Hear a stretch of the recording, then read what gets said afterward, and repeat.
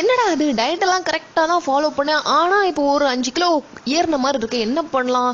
காலையில் தினமும் எழும்புனதுக்கப்புறம் ஜாகிங் போகணும், டயட் ஃபாலோ பண்ணணும், இந்த மாதிரிலாம் நிறைய விஷயங்கள்லாம் உடல் எடை கூடி இருக்கிறவங்க வந்து சொல்லுவாங்க.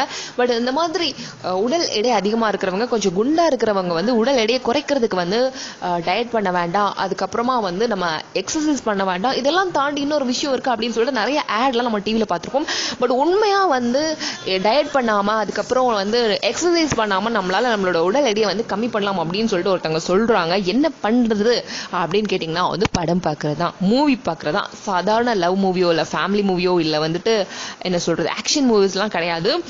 ரொம்ப ஹாரரான ஒரு பேய் படத்தை நீங்கள் பார்த்தீங்க அப்படின்னா உங்களோட கேலரிஸ் வந்து 113 கேலரிஸ் வந்து பேர்ன் ஆகும் அப்படின்னு சொல்கிறாங்க. ஒரு அரை மணி நேரம் நீங்கள் ஓடும் போது அந்த 113 கேலரிஸ் வந்து பேர்ன் ஆகும். ஸோ அந்த அமௌண்ட் ஆஃப் அந்த குவான்டிட்டி ஆஃப் கேலரி